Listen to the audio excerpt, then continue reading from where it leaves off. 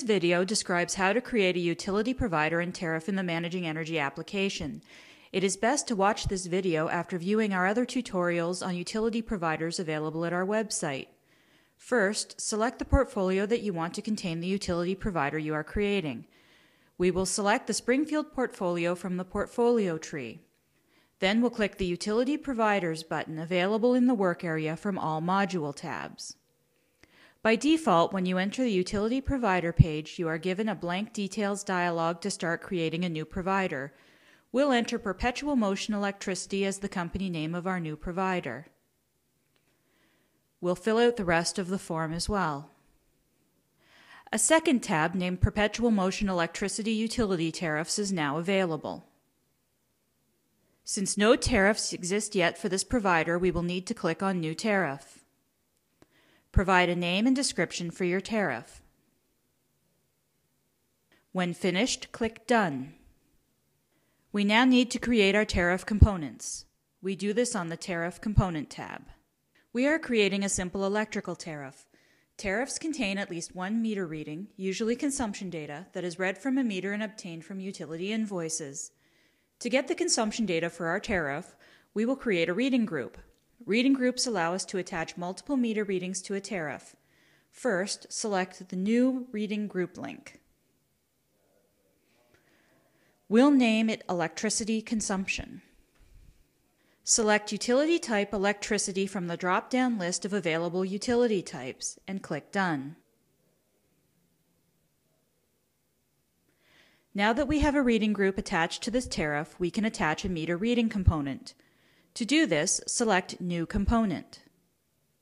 This brings up the new utility tariff component form. We'll enter Elect Consumption for the name. Drop down the reading group list and select Electricity Consumption.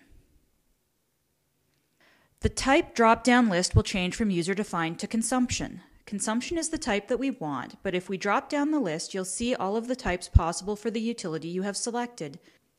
An important concept to understand is that this is a list of types which may be possible for the meter type but aren't necessarily shown on your invoice. Since we do want this tariff to look at consumption values from the meter reading, we will choose consumption. For unit type, we'll choose kilowatt hours. That completes the required information for the meter reading component, so click Done. For the example, assume that electricity is a hard cost of 10 cents per kilowatt hour. To add that component to our tariff, select New Component. Give it the name Cost per Kilowatt Hours. This is not a meter reading, so leave the reading group field blank. Any component that isn't a meter reading is considered user-defined, so there is no need to change the type. Set the unit to Canadian dollar. Enter in 0.10 for 10 cents in the constant value field. That is all that is needed for the cost component, so click Done. Keeping the tariff simple, the total will be the consumption times cost per kilowatt hour. To add this component to the tariff, choose New Component again.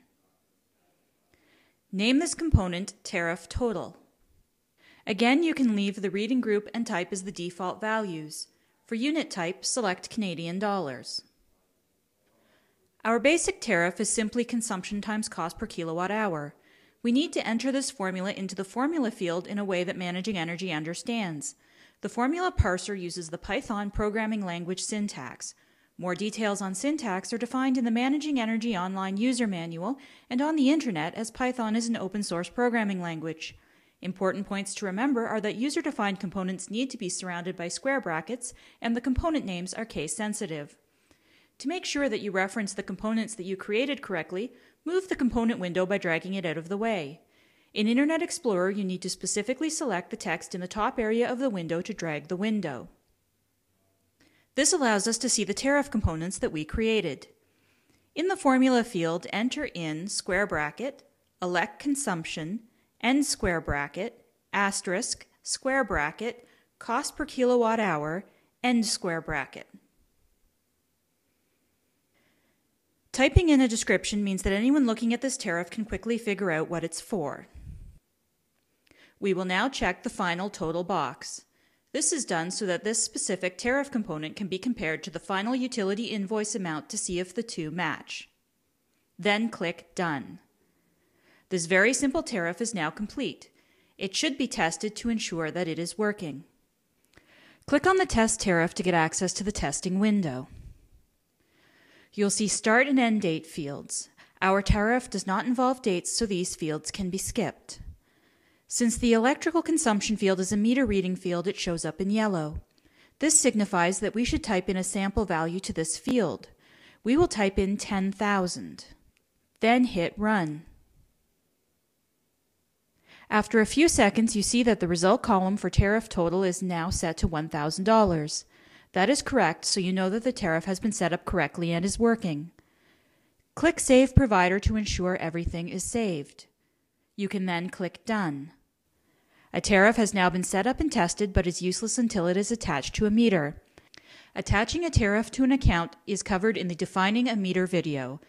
This ends the third part of our video demonstration on utility providers and managing energy.